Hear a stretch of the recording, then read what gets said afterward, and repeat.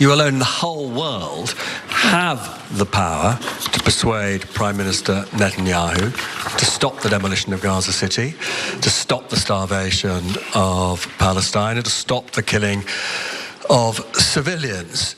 If not now, when will you exercise that power to tell him to stop? Sure. And then for both of you on... But you do understand about October 7th. Of course, you do understand. So believe me, I understand. One of the worst days in the history of humanity.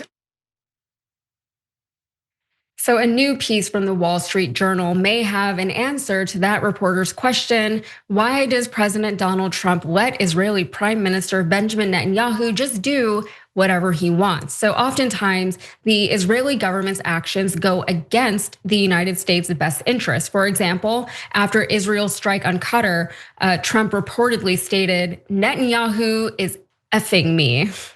And still, Trump just gives Netanyahu free rein despite all of the effing that is happening. A former Israeli ambassador to the US under President Bill Clinton told the Wall Street Journal, "I'm mystified, and so are many other Israelis. Netanyahu's under siege and makes mistakes. The only thing that's really working for him is Trump support."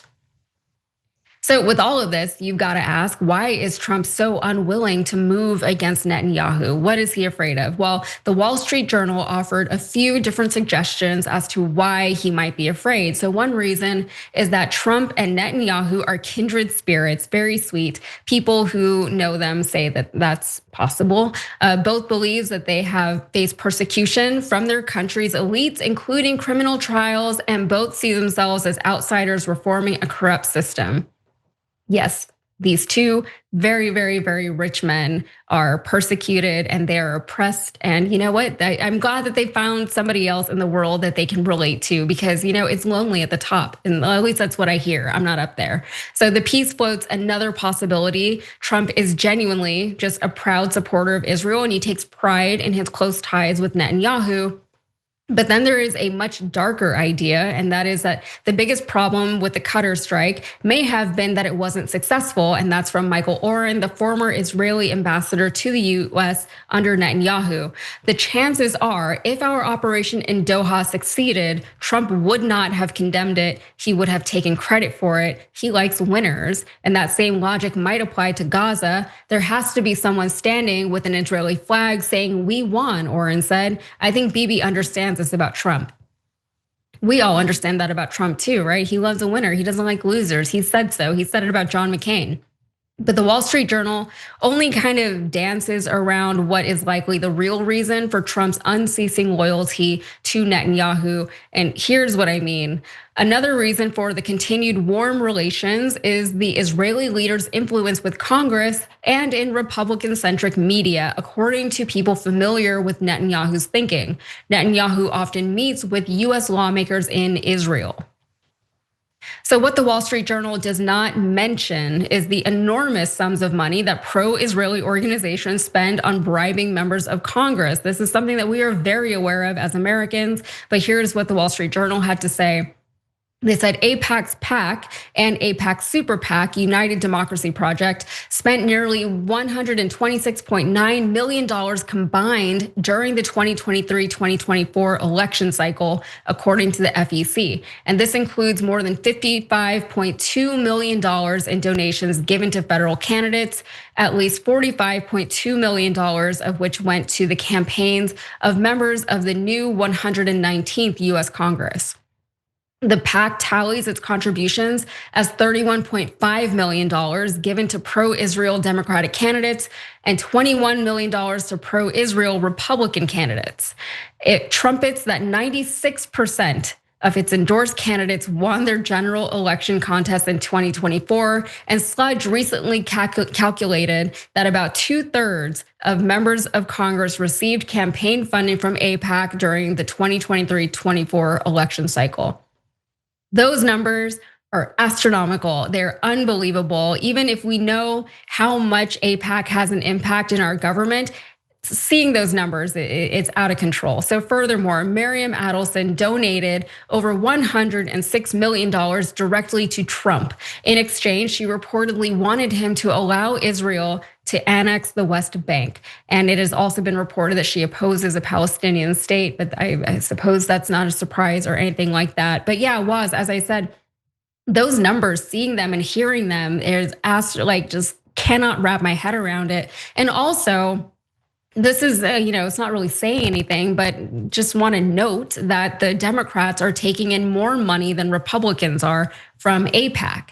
And, as I said, it's not really a surprising thing. We have seen that our Democratic representatives in Congress really are not taking the steps that they need to speak out against Israel or to divest our country from Israel. They keep voting to send more money and more weapons to Israel, and they keep defending Israel. They still refuse to call it a genocide. They refuse to say the thing that so many human rights organizations around the world are saying, what so many other governments are saying. The United States cannot, will not break from Israel. And apparently Trump is directly profiting off of the United States complicity in what's happening in Gaza right now. So, Waz, what do you make of this? I would ask you if you ever see there being an end to Israel's influence in our country. I know that right now, Israel is losing support amongst the American people, unlike ever before, right? On the left, we don't like them. On the right, they don't like them. And we don't understand why we're still sending so much money over to Israel, and why the Israeli people have things like free healthcare and better higher education than we have over here. That's another story, kind of. So they are losing a lot of support. Benjamin Netanyahu also came out and was very distraught over the death of Charlie Kirk, which was, I thought, an interesting take coming from him of all people. He was condemning political violence and saying that it's not okay that people feel unsafe out there. I just unbelievable. What do you think about that, Waz? I think there's a few things that folks have to understand. I don't think Trump just isn't a deeply ideological person. He kind of has his own opinions about certain things, but it doesn't follow some consistent, ideology, whether it be some neocon or some free market psycho person who's like a free market truther. Like he's not, obviously he's not a person of the left. And so there's like these certain issues like tariffs that he's been crying about since basically the 1980s, but like that's about it. He's flip-flopped on abortion, he's flip-flopped on healthcare. Like so many issues he's flip-flopped on because he just doesn't, he isn't anchored by anything that's like some strong opinion or feeling about it. So I think the Israel-Gaza genocide, siege, war, whatever you want to call it, is one of those issues that Trump doesn't care about very deeply. And so you have an apathetic Trump on one side, and then you just straight up have an immense amount of entrenched pressure on the other side. You mentioned Shelley Adelson, who gave $100 million. The previous two Trump presidential campaigns, her and her husband, I think, gave $150 million. So that's $250 million total from the Adelson family alone. And we know they're staunch Zionists, staunch Israel supporters. We have the Israel lobby, which, is comprised of a bunch of prominent donors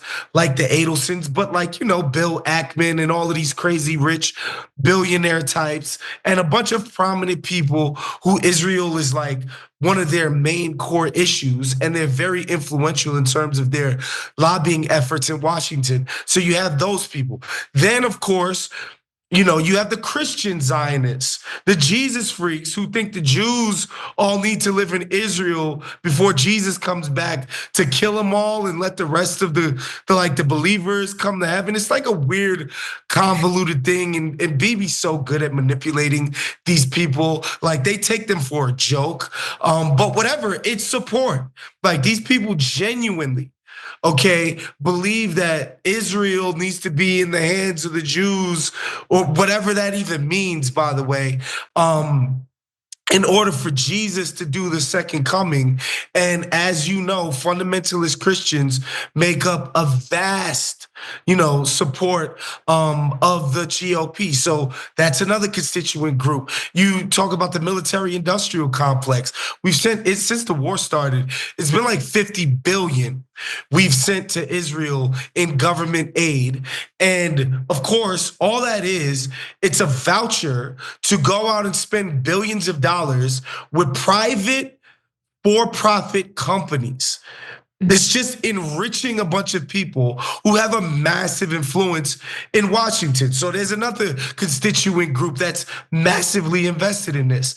And then, of course, because we're living in a gerontocracy and a lot of these people cut their teeth during the Cold War, a lot of the people in the sort of national security blob, so to speak, they came up during the Cold War when they're just pissed that Iran kicked the Shah out, did a revolution, and they're no longer influential there. They've had a vendetta against Iran since 1979, and they can't let go of it, right? And Israel is basically a beachhead from which they've always felt like they could launch their attack against an inevitable war against Iran, to fulfill their fantasies of finally sticking it to them for having the audacity to have some level of autonomy in their country and not be ruled by some American puppet. So that's why you see the results that you see.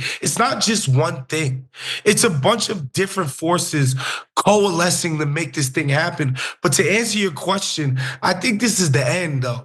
Like, I think this is the peak. Generationally speaking, nobody's going for this.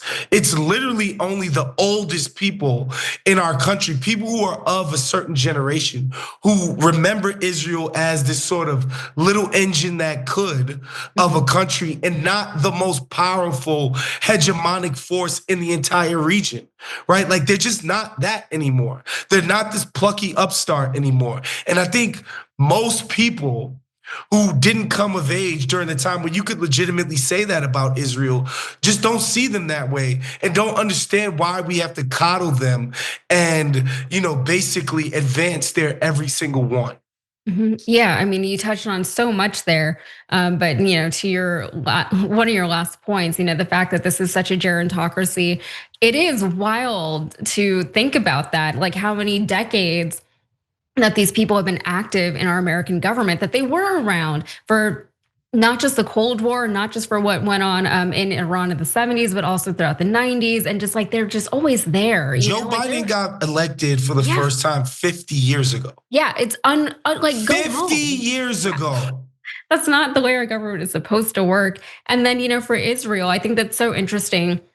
Why it's so, you study geography and then you study history and the geopolitics and how it's all intertwined, right? Because you really have to have a good understanding of geography before you can even think about what's going on over there, else it's not gonna make sense to you. You can stare at a map all day if you want, if that's gonna help. But as far as Israel, yeah, they were like the David and Goliath, they were the David, they had the Star of David.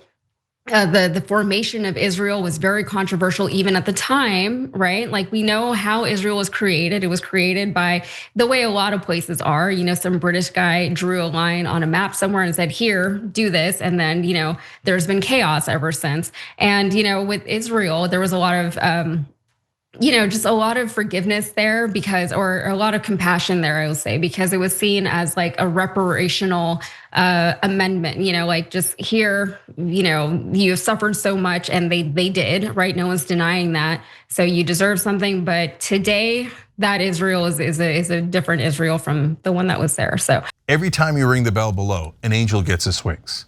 Totally not true, but it does keep you updated on our live shows.